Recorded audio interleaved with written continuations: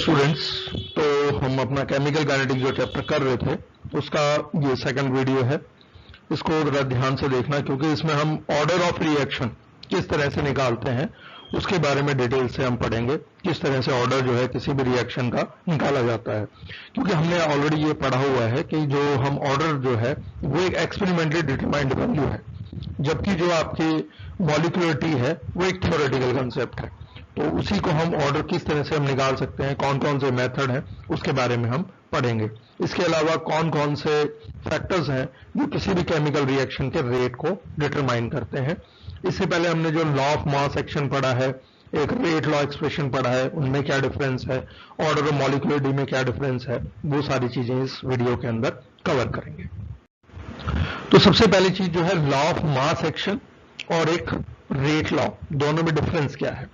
देखो, rate law जो है वो एक एक्सप्रेशन है जो rate of a chemical reaction को एक्सप्रेस करता है, जबकि लॉ ऑफ मास एक्शन जो है वो एक तरह से रेशियो बताता है between masses of product and reactant and raise to their power of coefficient.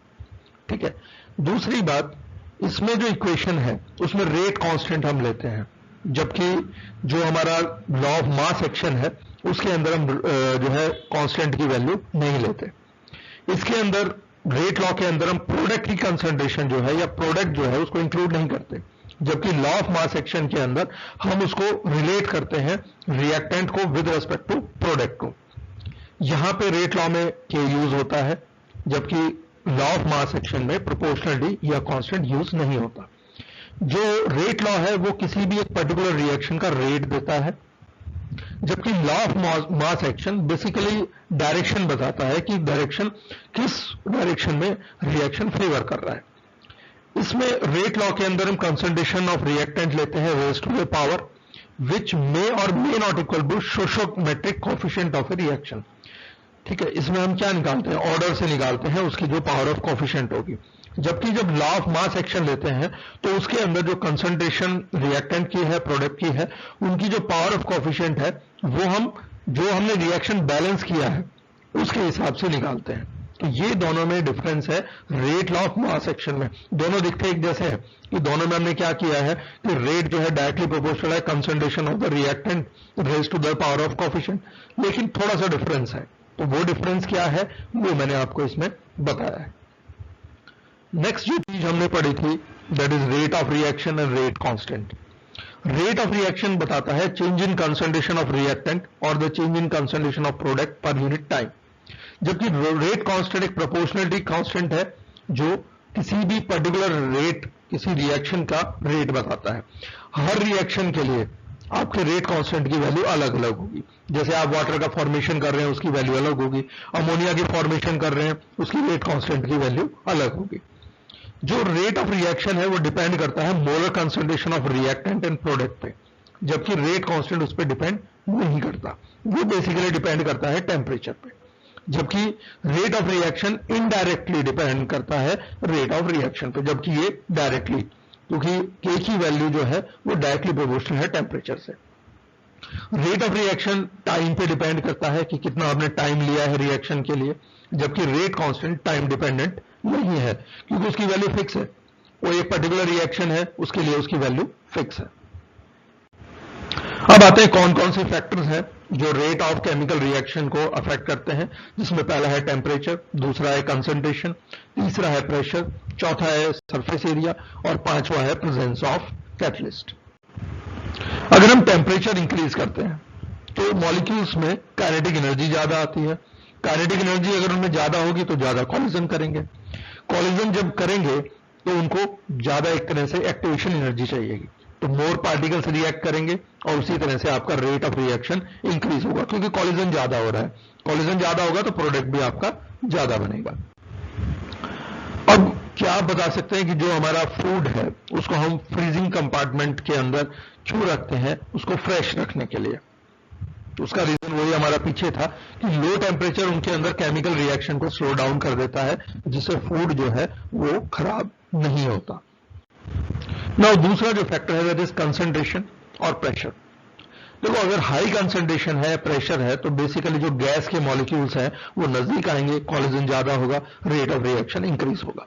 इसी तरह से अगर मॉलिक्यूल्स की कंसंट्रेशन ज्यादा है तो रिएक्ट ज्यादा करेंगे, क्योंकि पार्टिकल्स आपके ज्यादा हो गए, फ्रीक्वेंसी ऑफ कॉलिजन बढ़ जाएगा, उनके बीच में जो टकरा रहे हैं वो ज्यादा बनेंगे, तो टकराव अगर ज्यादा बनेगा तो रेट ऑफ रिएक्शन इंक्रीज हो जाएगा।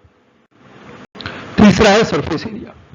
अगर सरफेस एरिया ज्यादा है तो उनको रिएक्ट करने के लिए ज्यादा जगह मिलेगी, या उनको ज्यादा जगह से कोलाइड करने के लिए सरफेस मिलेगा, तो उससे रेट ऑफ रिएक्शन आपका इंक्रीज होगा। नेक्स्ट है प्रेजेंस ऑफ कैटलिस्ट। कैटलिस्ट क्या करते हैं, स्पीड अप करते हैं रेट ऑफ रिएक्शन, कि वो एक्टिवेशन एनर्जी को कम कर देते हैं। तो इससे क्या हमें वो पता लगा कि एक्टिवेशन एनर्जी कम हो गई तो क्या होगा, तो एक्टिवेशन एनर्जी अगर कम हो गई तो उनके अंदर जो टेम्परेचर है वो थोड़ा सा कम हो जाएगा, जिसपे वो रिएक्ट करेंगे। तो ये हमारे मेन चीजें थी जिनके ऊपर आपका रेट ऑफ रिएक्शन डिपेंड करता है। सबसे पहला टेम्परेचर, कॉलिजन थ्योरी ये कहती है जितनी काइनेटिक एनर्जी होगी उतना ही कॉलिजन ज्यादा होगा और उतने ही मॉलिक्यूल्स फास्ट मूव करेंगे। दूसरा कंसंट्रेशन, जितनी ज्यादा रिएक्टेंट की कंसंट्रेशन ज्यादा होगी उतना ही वो आपस में कोलाइड करेंगे, उतना ही आपका प्रोडक्ट ज्यादा बनेगा। कैटलिस्ट जो है वो आपकी स्पीड अप करता है रिएक्शन की, एक्टिवेशन एनर्जी को कम करके, तो उससे उनका जो रिएक्शन का करने की जो उनको ज्यादा चीज चाहिए थी वो उसकी जरूरत नहीं पड़ेगी और वो कम टेम्परेचर पे ही रिएक्ट कर जाएंगे। चौथा आपका सरफेस एरिया, जितना ज्यादा सरफेस एरिया होगा उतना ही उनको सरफेस ज्यादा मिलेगा कोलाइड करने के लिए, तो प्रोडक्ट ज्यादा बनेगा। और अगर मान लो गैसेस है तो उनके लिए जितना ज्यादा प्रेशर आप इंक्रीज करोगे उतना ही नंबर ऑफ कॉलिजन बढ़ेंगे, क्योंकि वो नजदीक आ जाएंगे, तो उससे आपका रेट ऑफ रिएक्शन इंक्रीज होगा। तो ये हमारे मेन 5 फैक्टर्स हैं जिसके ऊपर रिएक्शन रेट डिपेंड करता है। अब जैसे एक हमने पीछे पढ़ा था molecularity and order of reaction, तो मॉलिक्यूलरिटी क्या है, नंबर ऑफ मॉलिक्यूल्स जो किसी भी रिएक्शन में टेक पार्ट कर रहे हैं। मॉलिक्यूलरिटी एक रेट डिटरमाइनिंग स्टेप होता है जो डिपेंड करता है स्लोएस्ट स्टेप पे। जैसे मान लो कोई रिएक्शन एक से ज्यादा स्टेप में हो रहा है तो जो उसका स्लोएस्ट स्टेप होगा वो आपका रेट डिटरमाइनिंग स्टेप होगा, वो आपकी मॉलिक्यूलरिटी को डिटरमाइन करेगा। ऑर्डर ऑफ रिएक्शन जो है एक सम है पावर ऑफ कोफिशिएंट का किसी भी केमिकल रिएक्शन के अंदर। मॉलिक्यूलरिटी से हम रेट डिटरमाइनिंग स्टेप निकालते हैं, जबकि ये order of reaction overall reaction को एक तरह से डिनोट करता है। मॉलिक्यूलरिटी हमेशा एक होल नंबर होती है, ठीक है। मॉलिक्यूलरिटी आपकी 3 से ज्यादा नहीं हो सकती, क्योंकि मॉलिक्यूल्स को साइज इतना छोटा होता है कि वो कोलाइड नहीं कर पाएंगे। जो रेट ऑफ रिएक्शन है can be 0, a whole number और ए फ्रैक्शन, ये कुछ भी हो सकता है order of reaction. Order of reaction 3/2 भी हो सकता है, बट मॉलिक्यूलरिटी आपकी होल नंबर होगी, क्योंकि मॉलिक्यूल्स कोलाइड करेगा तो पूरा कोलाइड करेगा, ठीक है। ये जो है हम रिएक्शन के मैकेनिज्म से निकालते हैं मॉलिक्यूलरिटी, जबकि जो हमारा ऑर्डर ऑफ रिएक्शन है वो एक एक्सपेरिमेंटली डिटरमाइंड वैल्यू है। अब आते कौन कौन से मेथड हैं जिस जो हम ऑर्डर ऑफ रिएक्शन निकाल सकते हैं। पहला मेथड है इंटीग्रेशन मेथड, दूसरा है half life method, graphical method, Ostwald method, और इसी के साथ एक इनिशियल रेट मेथड भी है। इंटीग्रेशन मेथड में हम दोनों को कंबाइन कर लेते हैं, इंटीग्रेशन और हाफ लाइफ को। फिर आपका ग्राफिकल मेथड है, ऑस्टवाल्ड मेथड है, और एक आपका इनिशियल रेट मेथड है।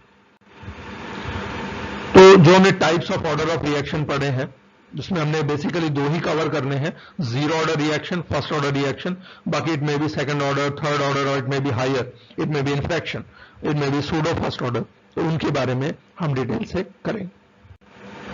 सबसे पहले जो इंटीग्रेशन मेथड है उसकी हम अगर बात करें तो मान लो हमारे पास में कोई भी रिएक्टेंट है, वो जो है कन्वर्ट हो रहा है प्रोडक्ट के अंदर, तो उसको अगर हम जब एक्सप्रेशन करते हैं तो it will be equal to -dr/dt। r मान लो आपका रिएक्टेंट है और p आपका प्रोडक्ट है, तो dr/dt जो है उसको जब हम एक्सप्रेस करेंगे तो -dr/dt with respect to kr is equal to 0। 0 क्यों लिखा, क्योंकि ये हमारा 0 ऑर्डर रिएक्शन है, यानी वो इसकी कंसंट्रेशन पे डिपेंड ही नहीं कर रहा।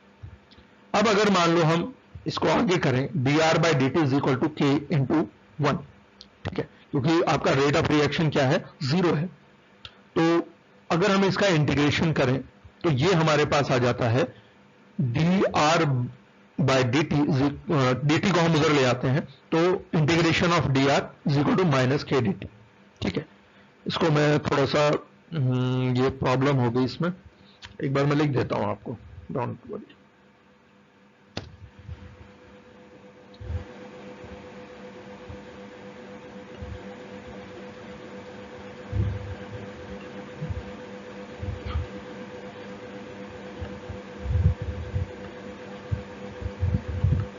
तो इसमें जो है ये हमने इंटीग्रेशन कर दिया, integration of R with respect to D T.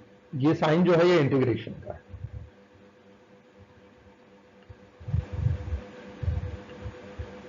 ठीक है, तो ये यहां पे हमारा आ गया। अब मान लो इसको हम एक फर्स्ट इक्वेशन ले लेते हैं। अब जब हमने रिएक्शन स्टार्ट नहीं किया है, यानी अभी स्टार्ट नहीं हुआ रिएक्शन, तो हमारा टाइम जो है वो हमने ले लिया यहां पे 0।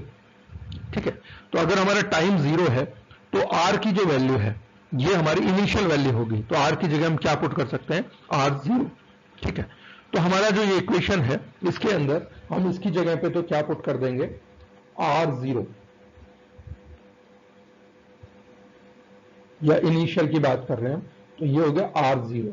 ठीक है, और इज इक्वल टू -KT।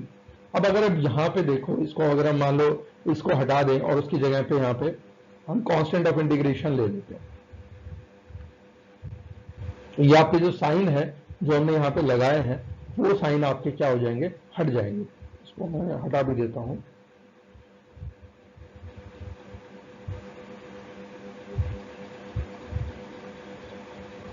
ये जो आपका साइन है ये यहां से हट जाएगा, ये आपका जो साइन है ये यहां पे हट जाएगा।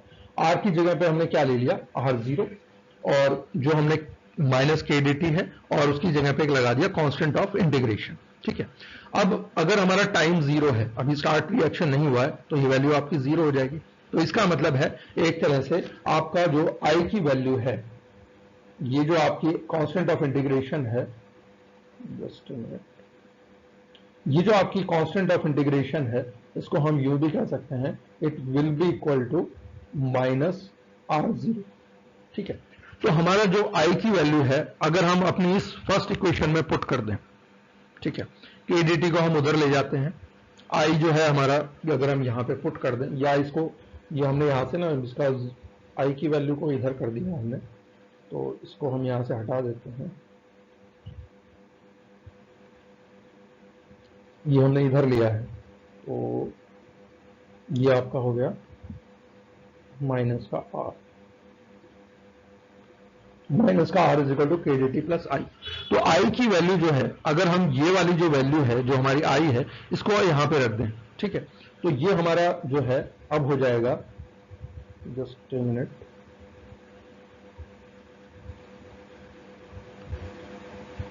हमने I की जगह पे क्या पुट करेंगे अब, R0, माइनस का R0, तो इसको प्लस को बैठा देते हैं,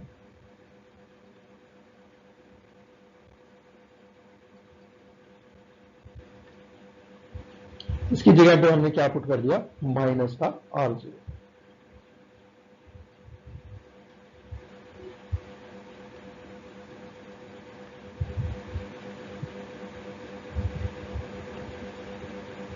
ठीक है, अब इस R0 को, माइनस के R0 को अगर हम उधर ले जाएंगे तो ये क्या हो जाएगा, प्लस का R0, और इधर जो है हमारे पास में क्या बच गया, KDT। तो हमारे पास जो इक्वेशन अब आएगी वो आएगी R0 माइनस का R is equal to KT।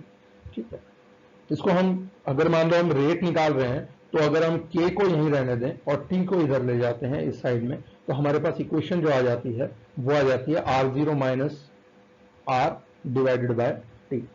ठीक है, ये हमारे जीरो ऑर्डर रिएक्शन के लिए हमारी क्या आ गई, वैल्यू आ गई। ठीक है, अगर हमें हाफ लाइफ निकालना है, हाफ लाइफ का मतलब है कि जब आपकी जो इनिशियल कंसंट्रेशन है वो हाफ हो गई ओरिजिनल कंसंट्रेशन की, तो हम क्या करेंगे, इसकी जगह पे R/2 पुट कर देंगे, तो उससे हम वो निकालेंगे, वो हम खैर आगे पढ़ेंगे।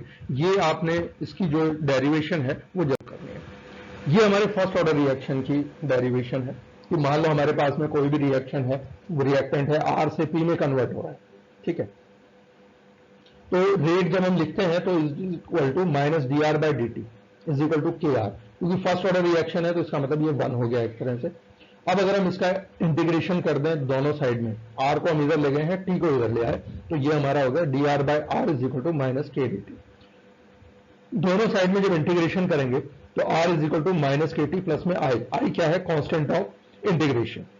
उसी तरह से टाइम हमारा 0 है, कंसंट्रेशन स्टार्टिंग में R0 है, तो अगर हम इसको पुट कर दें इस इक्वेशन में, R की जगह पे हमने क्या लिख लिया, R0 माइनस K इंटू में 0 प्लस में I। तो ये आपका ये तो खत्म हो जाएगा, आपके पास में सिर्फ क्या बचेगा, R0 इज इक्वल टू आई। इसी को अगर हम इसमें पुट कर दें, हमारी जो ये वाली इक्वेशन है, तो हमारे पास आ जाएगा R is equal to minus K T plus में ln R0।